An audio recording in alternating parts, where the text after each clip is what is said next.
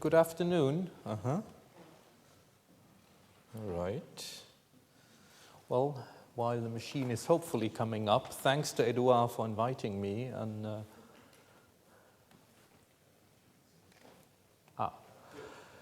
so this is work that was done mostly by postdocs and research scientists working with me, Daniela Mattei, Wolfgang Müller, and Holger Pohlmann. And I want to sort of move from the ocean more directly to the role that the ocean plays in some climate questions, and in particular the question of can we predict what climate will do up to 10 years in the future? And what role does the ocean play in that?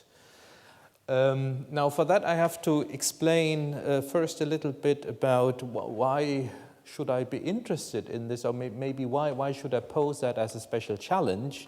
We all know these graphs from, say, the IPCC reports looking 100 years into the future. So if I can do 100 years, then you might say, gee, doing 10 years must be a piece of cake. So why am I spending time on emphasizing that 10 years is something special? So I will spend some time on that. And then I will talk in the second part, it's sort of two subparts on how, when we try to predict what will happen in the Atlantic region, how the ocean comes into play, what we know about the ocean. I will talk about exactly what I mean by the two state estimates, and then I will try an outlook over the rest of this decade that we are right now in, and these are results from that new coordinated set of experiments, a coupled model in the comparison project phase 5, CMIP, which has been a worldwide coordinated effort. And the third part, I will talk about predictions of the Atlantic meridional overturning circulation. And so first, bit of background. What is the object of our desire? This is the collection of three estimates of observed global mean surface temperature over the last 150 years. And this is familiar to everyone. I just want you to notice sort of the two dominant features. A, we're seeing a long-term trend. B, overlaid on this trend are fluctuations. And if we look at a typical model result, this happens to be from our set of CMIP5 experiments, so the latest set of our coupled models, but it could have taken any coupled climate model which show pretty much the same. We see the same thing. Now this is looking out into the 21st century, depending on the scenario. We get more or less of a warming trend with high CO2 concentrations, more warming, with less we get less warming. But again, what matters is we get a warming trend overlaid by fluctuations. And if we zoom in on this, the 20 years plus and minus the turn of the millennium, what we see is that the more closely we zoom in on the shorter time scales, the more important the fluctuations become. A typical fluctuation over 10 years is about as large as the trend that we have over 10 years. So if we look over 10 years, fluctuation is as large as a warming trend. The reason why this looks a bit confusing maybe is the colors. These are different runs done with the same forcing. So the reddish colors are all done with the same forcing, and yet the curves are not identical. So we have a chaotic element in this, which comes from the chaotic nature of atmosphere and ocean, well, in this case, on the atmosphere. So these fluctuations over a 10-year time scale are A, large, and B, they have a chaotic element. And this is where the difficulty comes in. If it is chaotic, we know then the time frame over which we can predict these fluctuations is limited, and this is why we're limiting ourselves to 10 years. And what we're trying to do is predicting basically the course of such a fluctuation for up to 10 years. Now this comes just from a coupled model run, so of course it is not that that we want to predict, but this is the idea of the entire business of climate prediction, decadal climate prediction. We have trends possibly, we have fluctuations. The fluctuations have a chaotic element. Can we predict these fluctuations? And much of my talk will be about this very question: can we predict? What is the quality with which we can predict? What are the impediments? And if we can predict, do we understand why? Do we understand where predictive skill comes from? That will be the recurrent theme through my talk. And just a reminder, once more, as a summary of the introduction, what is the difference between the climate predictions and the more familiar climate projections, which are the long-term integrations that we know of, that we've seen so many times. So a projection is one potential future of climate. It depends on what emissions or concentration scenario, say, of carbon dioxide we base the projection on. And the important part is what we assume when we analyze the projections. We assume that the initial state and climate variability are not important. The reason why we can do that in a climate projection is A, we typically average over long enough periods, say the 20-year period at the beginning and the end of the integration, so to average out the variability. The other is we are taking differences between states that are so different that those little wiggles that we saw of order 0.2 degrees centigrade in the global mean, that they are unimportant. If we have a global warming of 3 degrees, it doesn't quite matter whether it's 0.2 degrees more or less. If, however, I'm looking over 10 years and the trend signal is on the order of 0.2, then of course the 0.2 for variability are as important as the trend is. This is what we do in climate prediction. In climate predictions, we want to estimate the actual future evolution of climate. That's what we expect for the coming 10 years. We have to deal with the superposition of change, of trend, of anthropogenic change, and the natural fluctuations. And the fluctuations are important, so what we need to do, because these fluctuations are chaotic, in order to have a chance to predict them, we have to start our model state, our climate model, from the observed climate state. And more precisely, not just any part of the climate system, but it has to be the slow components of the climate system, the components that have a long memory, and in particular here, of course, the ocean. The atmosphere forgets almost instantly. Wait 2 weeks and the atmosphere has forgotten everything it did 2 weeks earlier. This is why weather prediction is fundamentally limited.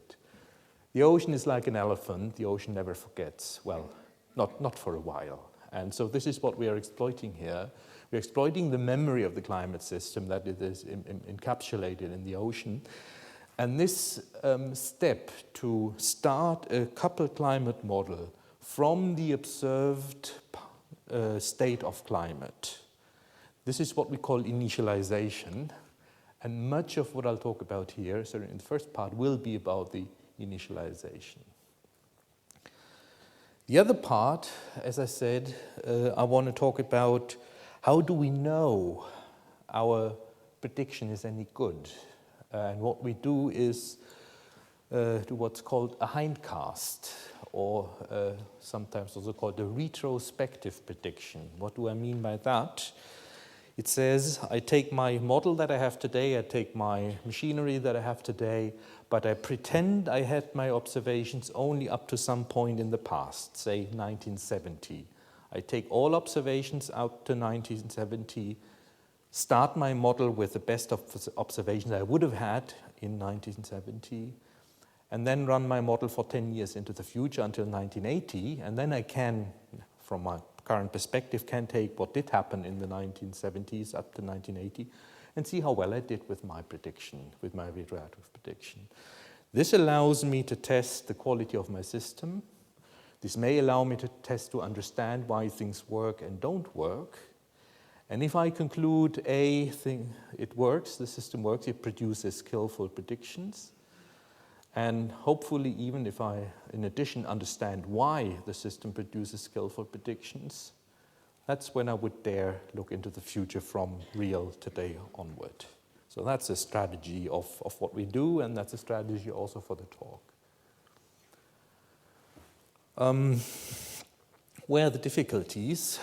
One of them is that makes it both difficult and interesting is that these climate predictions, which go into the multi-years into the future, that's a very, very recent enterprise. The first paper ever published was by Doug Smith from the Hadley Center in 2007. And the 3 papers listed are the 3 first papers ever published on decadal climate prediction.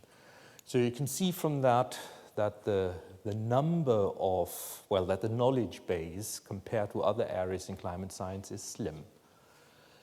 And this figure here, Jim Hurrell led a review in 2010 where Noel Keenlyside put this figure together. This shows one of the key problems in decadal climate prediction. These are all the hindcasts from the 1950 onward, 1960 onward, for the global mean surface temperature for the 3 systems that we then had. So black is the Hadley Center system. Blue is what the Kiel group did, Noel Keenlyside, Mujib Latif, with our model from the Max Planck Institute. And green is what we did at the Max Planck Institute in collaboration with the University of Hamburg people. And we see that, for example, in the mid-70s, 80s, and the red are the observations, global mean surface temperature, smoothed. And we see in the 70s, 80s, the Kiel system did pretty well, ours did not well at all. But then in the 80s and onward, ours and the Hadley Center did pretty well in the predictions, but the Kiel system failed. They essentially predicted a flat temperature evolution from 1919 onward. So that was wrong. But the green and the blue were done with essentially the same model. It was our coupled climate model from Hamburg.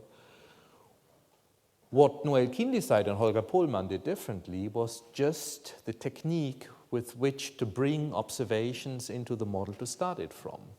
And yet, that difference in technique produced these very, very different predictions. So clearly, the way we define the initial state has a big impact on the climate predictions.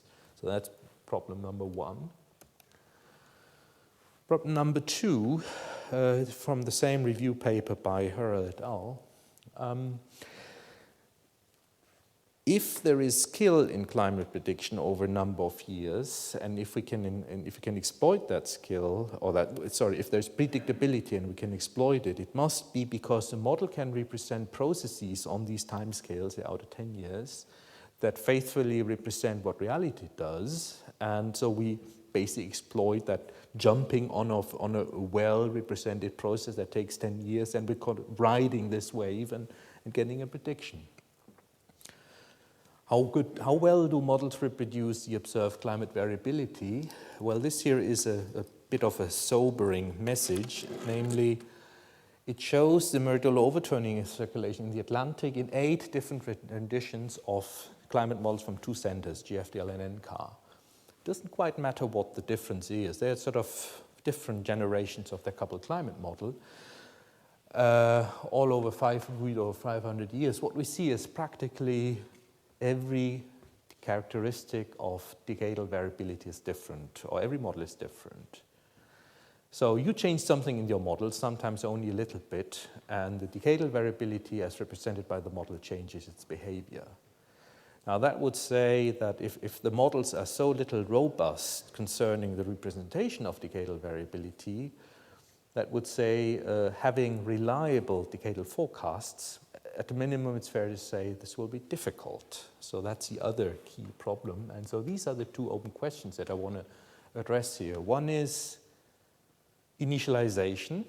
It's a problem, and the second is processes. And the way I'm addressing that is, first, we take our decadal prediction system and subject it to do 2 different initialization strategies. And the second is I want to take a look at how our system behaves as we transition from one generation of our model to a new one. The first paper is under review, which is about to resubmit, and the second one is very much work in progress. So, how does a state estimate fit in? We take our coupled model, the previous generation, and we use two different ocean state estimates. One is actually quite simple. We take the ocean component of our coupled model, force it with the observed atmosphere at the surface, and just run the ocean model over the 50 years of interest, and we get a solution, and that is our state estimate. Very simple, just an ocean model, uncoupled ocean model solution. The second one is much more sophisticated. It uses an ocean reanalysis from the GECKO project, and in this case, an ocean model, which is a different ocean model, is fitted to all available data in a very formalized way, and to those who know about it, it's with a 4D variational assimilation. To those who don't know about the technical term, this is about the most sophisticated you can do in fitting a model to observations. And so in some way, this is the opposite extreme. This is the simplest you can imagine, almost. This is the most complicated you can imagine in terms of getting a ocean state estimate.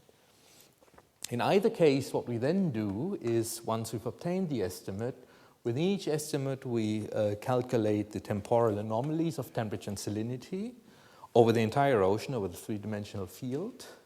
We diagnose these. And then we insert these anomalies into our coupled model in what we call an assimilation run. So we force the anomalies of our model to correspond to what the observed anomalies, to what the anomalies in the ocean state estimate did.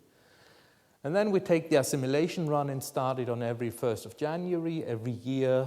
And so start the coupled model from that state, defined through the assimilation run, and then we let the coupled model run freely for 10 years into the future. And that is our hindcast. And after that, we take the hindcast and see how well we were doing. And typically what we do is, because we want to have a sort of statistically robust statement, what we do is we do some averaging. For example, what I'm focusing on here is every hindcast. I have about 50 different hindcasts, starting in the sort of those 50-year periods, and I take, from each hindcast, I take the years 2 to 5 into the future. So forecast years 2 to 5, and I take the average over these 2 to 5 years. And I compare that again, so I take that average picture of the hindcast, and what we do here is compare that against observations. And we use one measure of skill, of forecast quality, which is a correlation. So it's a pointwise correlation with the observations. And what the correlation skill gives us, it tells us whether we get the right sign of the anomaly at the right time. So essentially, if observations went up, and the hindcast went up, typically in years 2 to 5, this gives me high skill. Doesn't tell me about the amplitude of the change, just about the sign of the change and at the time of it. And we find that over quite some areas we get good skill, generally North Atlantic, including Europe, and quite similar between the systems. Eurasia, somewhat better in GECKO. We do poorly in the tropics. GECKO doesn't do too well either, but especially the simple initialization that does very poorly in the tropics. But we are getting some areas where we have consistent skill. And I should just remind you, whenever I say NCEP initialization, that means I take the ocean model forced with the NCEP reanalysis. That provides me with the initial state, and likewise for the GECKO initialization.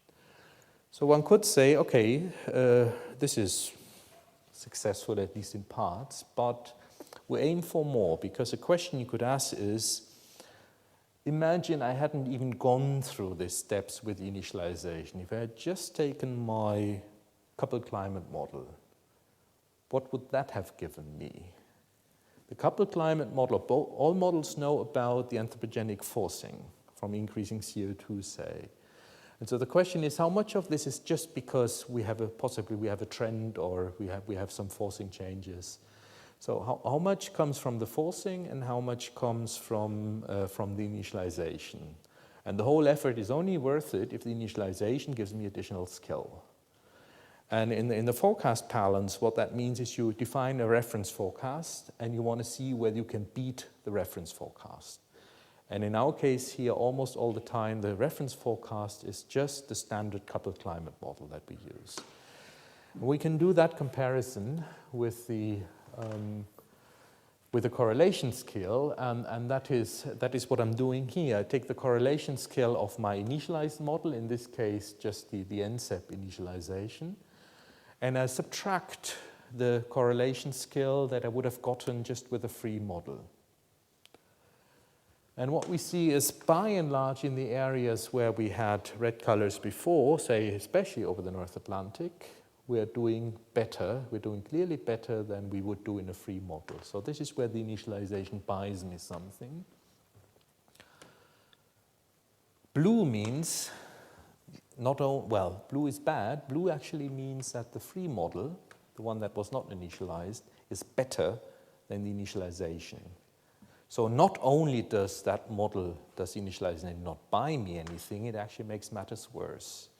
And we see that especially in the tropics. So for this particular, especially with the NCEP initialization, we do very poorly in the tropics. And that is what we are working on right now.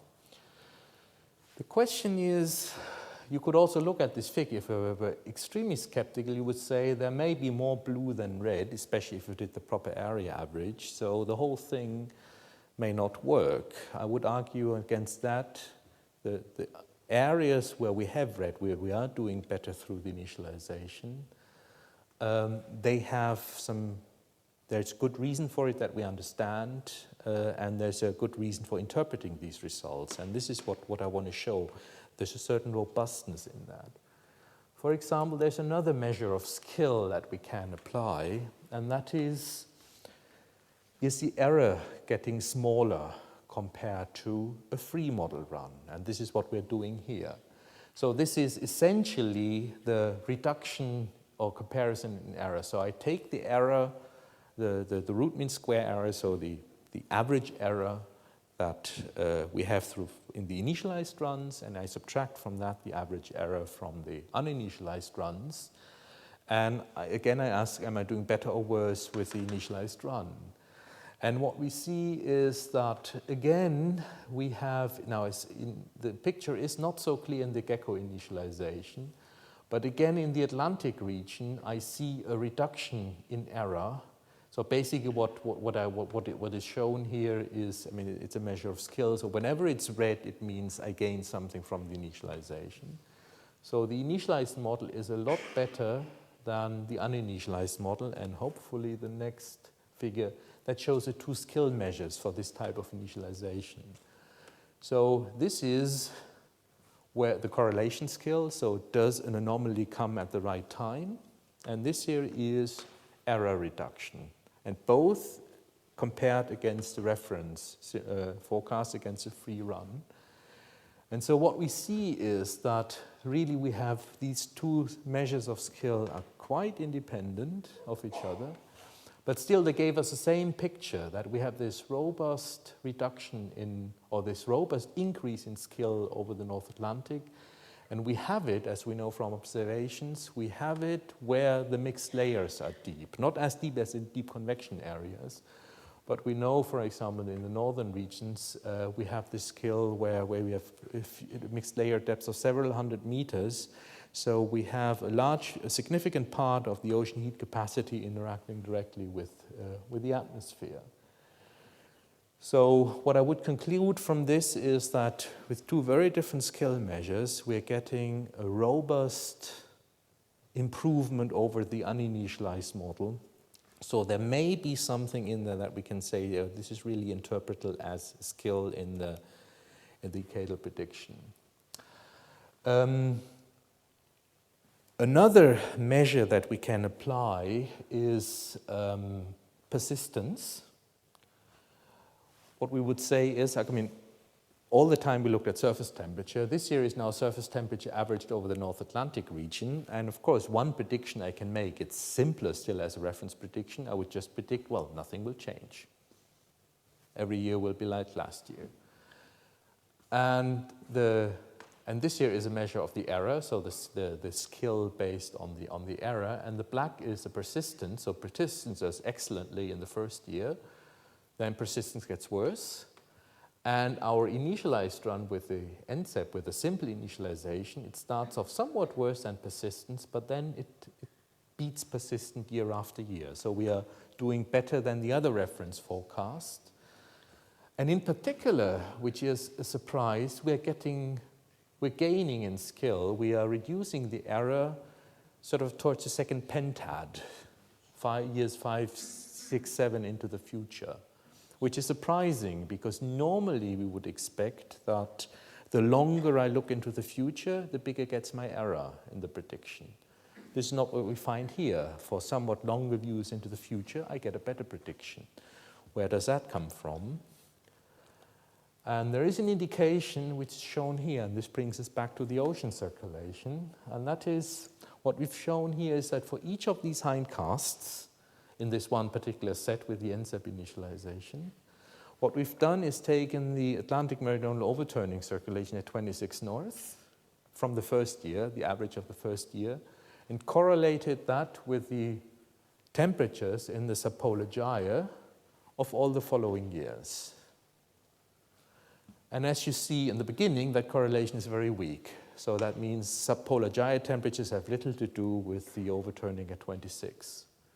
But after 4 to 5 years, that correlation gets quite high. This is the significance level, the 95% significance level. The correlation is not humongous, but it's 0.4. And that means we have a very clear connection between the overturning this year and the subpolar gyre temperatures 5 years into the future. So there may be an element of predictive skill that comes not only from the ocean heat content, but that comes from the ocean circulation, that there's a memory built into the ocean circulation. And that is something I will return to in the last part of the talk. Before that, I will look a little bit sort of still sticking with temperature, the coming decade. So as I said, it's the CME5 results, so that global coordinated set of experiments, and we use our new model version for that, and we use what I call the NCEP initialization. So the first of the state estimates, as I mentioned before, but our new coupled climate model, where new for the experts, the ocean is the same, but the atmosphere has been significantly updated compared to before. Let us again look at the comparison of the initialized model against the uninitialized model, but now more as in case studies. So year 2011, this is the observed anomaly relative to the average of 1971 to 2000.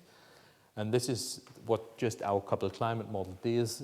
The observations show characteristic warmings in the high latitudes, and also very characteristic this cold pattern in the Eastern Pacific, the C shape of the cold patterns, and a few other things. And by and large, the uninitialized models fails to reproduce any of these patterns of variability for that year, except maybe the warming in the high latitudes in the Arctic. However, the initialized model does pretty well, apart from the polar latitudes. We really have no idea why that is, but especially the Pacific pattern is well reproduced. The Atlantic anomalies patterns are too weak in the amplitude, but it's clear that the initialization does a lot better in this pattern than the uninitialized run. So for the year 2011, we gain something from the initialization. But when we look at the global mean surface temperature and we look into this decade, we stared at it for a while and we said, yes, we can make a prediction for this coming decade, but we have no confidence at all in this prediction. So in that sense, it is not really of any value to any customer. Why are we so critical? Well, one reason why we are critical is shown here. We have two initializations, one 1st of January last year, one 1st of January this year. And the dashed is the observation, sorry, not the observation, the full drawn is the observations, the dashed is our free coupled model run, and the white with a shading is the initialized run.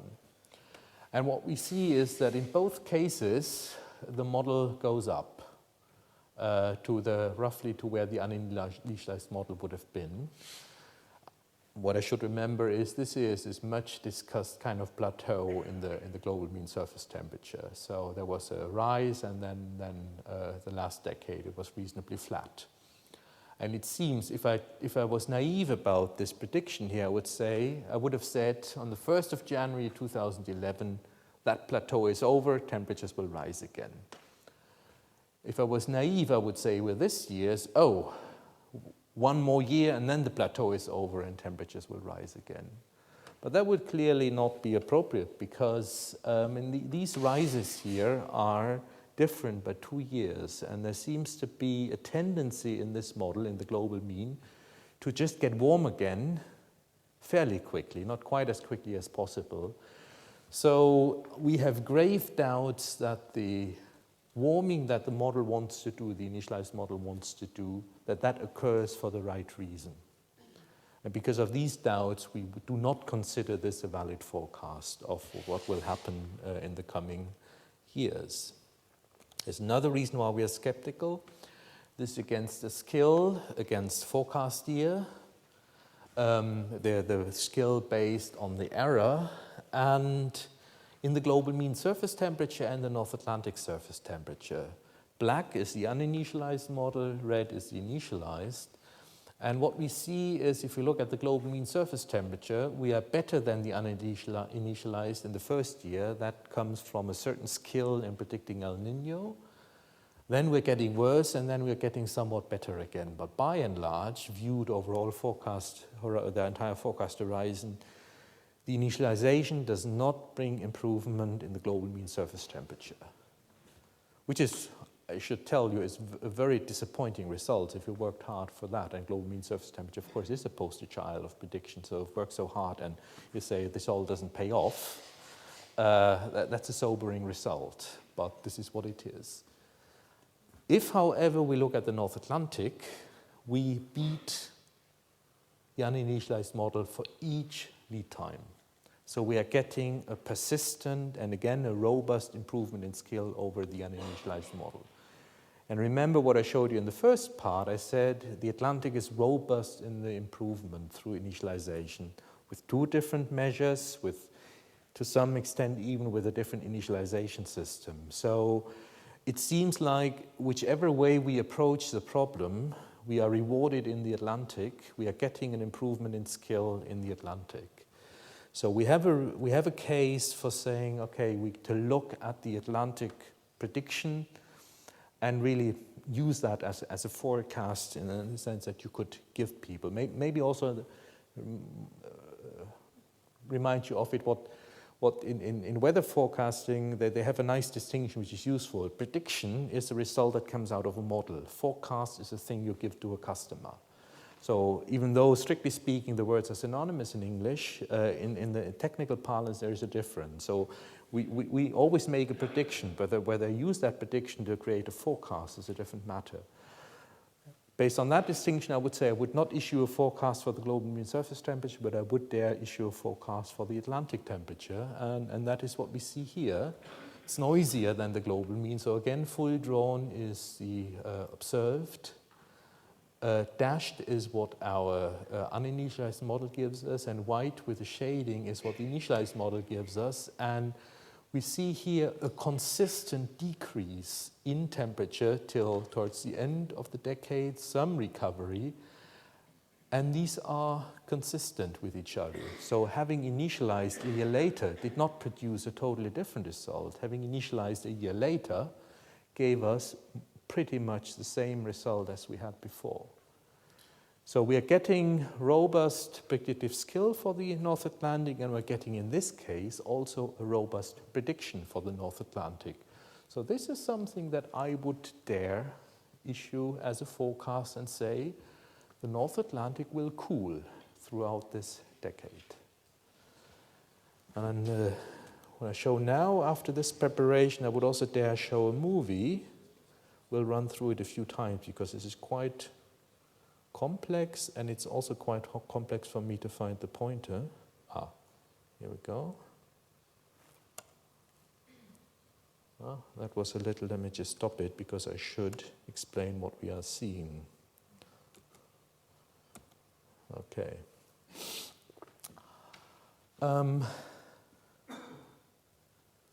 The colors show the temperature anomaly relative to this reference period. And we show colors only where we have an improvement of skill compared to the uninitialized model. So wherever the model, the initialization doesn't bring us anything, I'm not showing any colors. I'm not, basically you got the dark, so we don't show the results. So dark is where we don't have skill. And then the contours show the skill level. Basically you can say when contours are closer together and there are more of them, it means the skill improvement is most pronounced. If you have a single contour, it's not so great, but if you have several contours, then the skill improvement is substantial. So that's what we are seeing. So essentially what this shading out through the dark gray means is that you only see the colors where they are meaningful. And then, of course, warm colors mean warming, red and blue, yellow and red, and the cool colors mean cooling. And now we can start. So it runs from 2012 to 2021. And so by and large, where we see colors, it's mostly warming, but a very characteristic cooling here over the North Atlantic. So that is this pattern that I showed. So let us run through it again. So and you see it starts with more blue colors in other regions, but it goes away from towards warm colors. So we are predicting, generally speaking, a warming in many areas compared to that period. Start again. So we start with quite a bit of blue, which would go away. And we even see something that towards the end of the decade, we get more regions where we have additional skill compared to the uninitialized model. We have this characteristic phase of area of cooling in the Southern Ocean, and we have this cooling throughout the Eastern North Atlantic. But for the rest of it, by and large, warming. Europe, not quite so much. Further south on the Eurasian continent, we get stronger warming. So this would be the type of prediction that comes out of our sort of current system that we have. Last part, predictions of the overturning circulation. So far, I mean, by now about half a dozen papers have appeared on decadal multi-year climate prediction. All but two have dealt with surface temperature. One dealt with predictions of surface pressure. That's from the Hadley Center, again, Doug Smith and colleagues. Surface pressure, as in tropical cyclones, you have a low surface pressure, and they tracked cyclones and did decadal prediction of cyclone frequency. And what we did, this paper came out earlier this year, that we predicted for the first time a dynamical quantity, a transport quantity, namely, we did a multi-year prediction of the Atlantic meridional overturning circulation, which was possible only, I mean, there's only one place in the world we can do it, which is at 26 North, because that is the only place where we have the time series, and that also means, of course, we can only do it from 2004 onward. I would like to make a connection. So well, in terms of motivation, why did we do it? Well, we tried and we could. We have the observation, but there's another connection I want to remind you of it. That's a figure I showed you before. It's not just for its own sake that we would predict the MOC, but as I said, we in the other paper Daniela Mattei wrote, what we argued is that in the first pentat, the predictive skill arises from the ocean heat content, so the very simple memory, but also from the MOC, that this is that correlation plot showing that we have a correlation between the MOC at 26 North and the subpolar gyre temperatures with a lag of 5, 6, 7 years.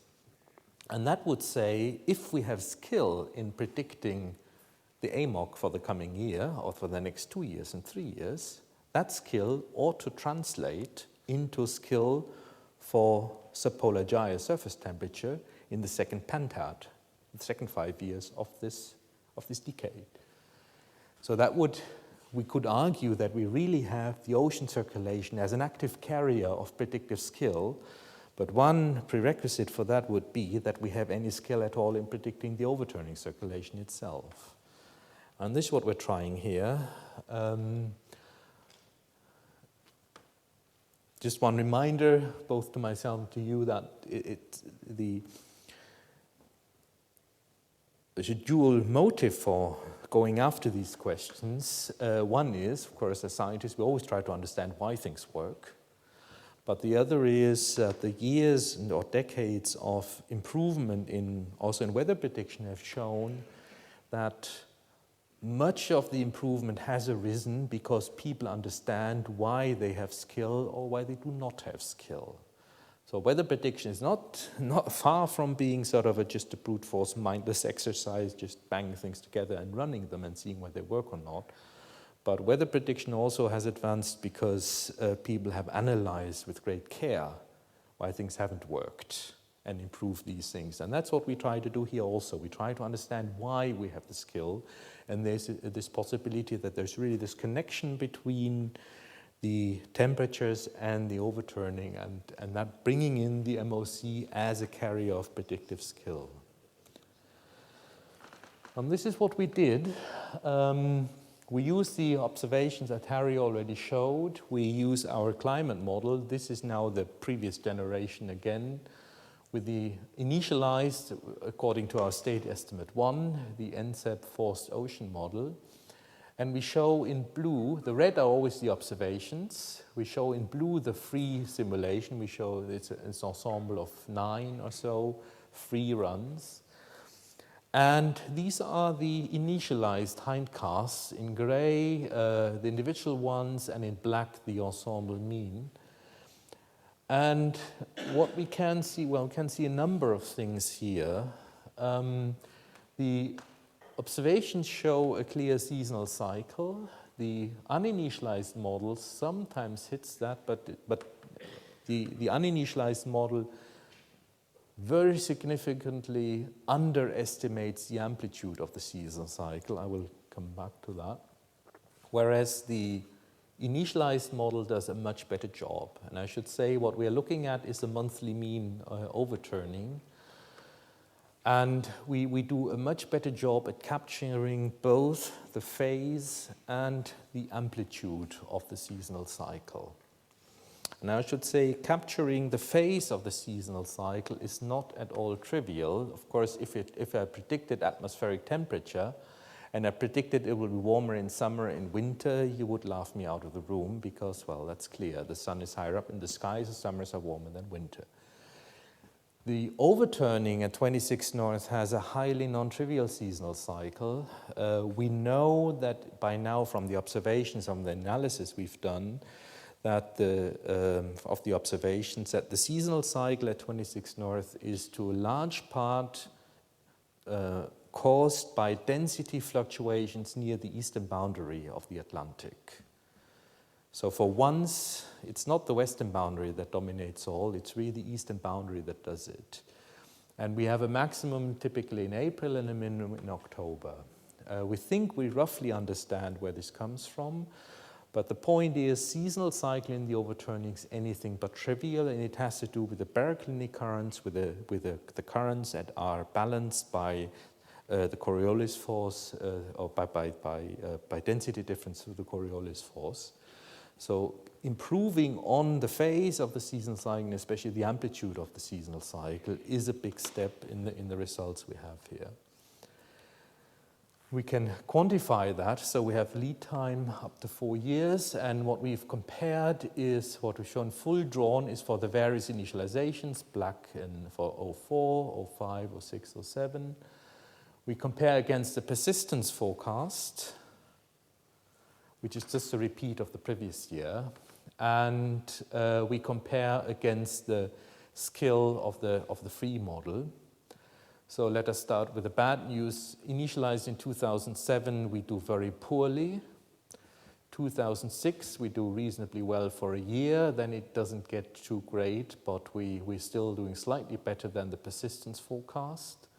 2005, we're doing very well. The significance means is whether the correlation could be expected just by chance.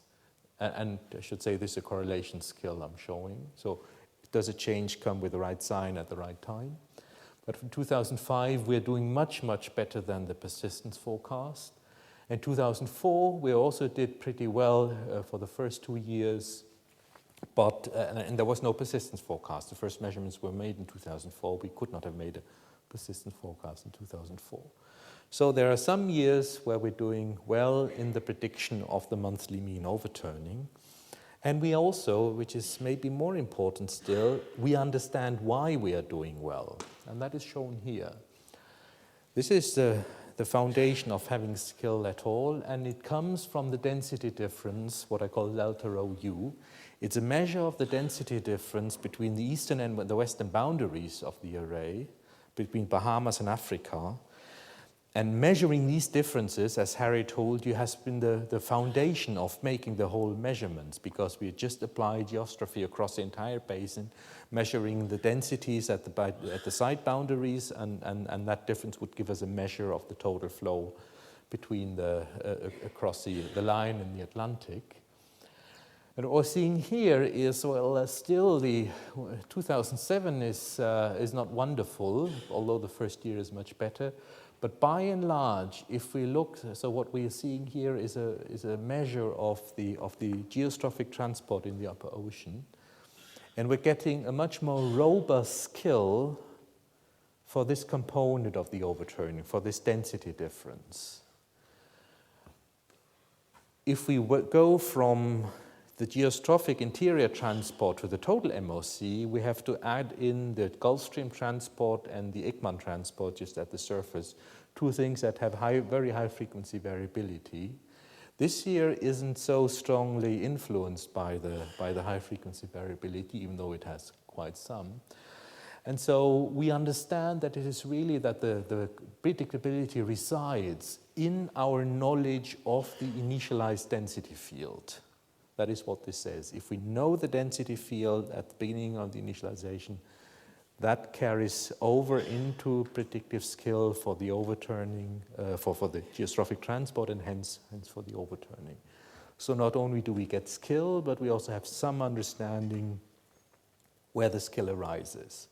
Although I should say, if you now ask me, why do we have skill in this quantity, I would have to tell you, I don't know. This is the end of my current understanding. So that's what we're still working on. But we have skill for the overturning, and so what we can now do is make a prediction, as before. This here is the same time series I've showed before, and these are the predictions we made, and I split them up here. They're all shown together. And here they are shown sort of year by year, just staggered, so that we can see them better. And notice in particular one thing that you may have seen in Harry's plots also, this minimum here that is in early 2010, which has to do with the extreme negative NAO in the winter of 2010, and we initialize in 1st of January 2010, and we still predict in our model persistence of this minimum NAO, negative NAO out to March, and that has an influence on the overturning prediction. By the time we did these calculations, the updated rapid time series was not available yet. So we only had the data till early 2009, I think it was April 2009. But what we are getting here is the prediction that this minimum that we would expect here, and that did come, would be short-lived, because it would come from the NAO, would be strongly influenced by the wind forcing, by the Ekman transport, but it would go away quickly, and it would quickly go into the more robust seasonal cycle dominated by the upper ocean geostrophic transport. Well, of course, now we do have the update, but that is the minimum now. Before it was till 2009, and then we had this. This is what was observed. Unfortunately, I don't have the plot that shows this on top of our actual forecast. So there's this minimum here, going up and down, and minimum coming. This is a bit of an end effect. In some renditions, you can see that the overturning again goes down by the end of 2010. So we still haven't got all the graphics in line to show it.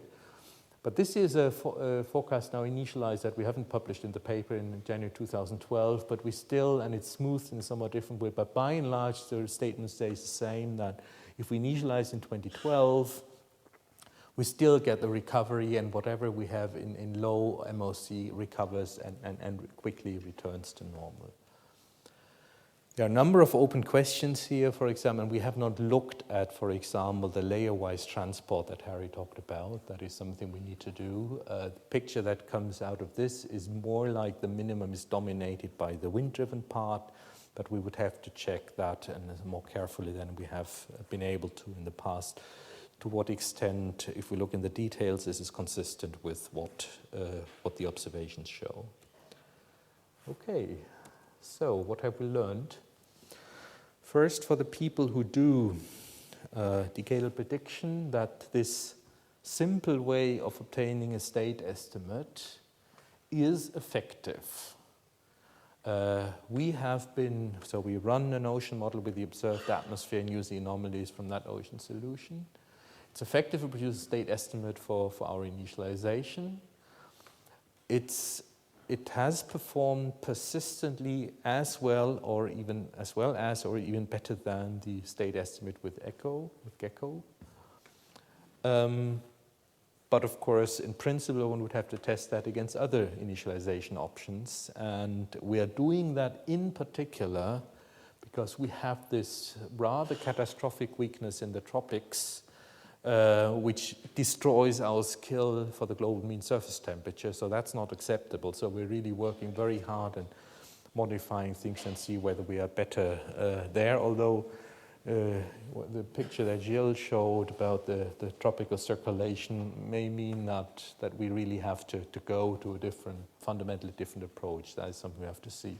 One other advantage we have, and that is something I didn't mention yet, is of course, it's quick to update. Notice that I could show you a forecast initialized in 2012, and we had that 2 weeks onto this year because it's very quick to get the NCEP reanalysis up to that point. It comes with a 2 weeks lag. So using this initialization method means you could do a prediction with only 2 weeks delay, which is totally impossible, say, for the more sophisticated data assimilation approaches. We have robust forecast skill for surface temperature in the North Atlantic sector, including air temperature over Europe, and robustness really across a number of initialization approaches and 2 different generations of our model, different skill measures. So that is a result I feel comfortable about. And we predict this cooling of North Atlantic surface temperature for this decade that we're in right now. We have this intriguing indication that the skill, especially out to 5, 6, 7, 8 years into the future for the North Atlantic surface temperature, that this has to do with the state of the meridional overturning circulation some years past, which would indicate if we can predict the AMOC now or next year or in 2 years, this will translate into skill in North Atlantic surface temperature for the end of this decade. Now that would be a very powerful statement if we can back this up even more and find independent confirmation, in particular since we are finding skill for the overturning circulation at 26 north. So there's really the prospect here that it is not only the inert ocean heat content sitting there providing us with skill, but also the circulation of the ocean itself that does it. And with this, I wish to thank you for your attention.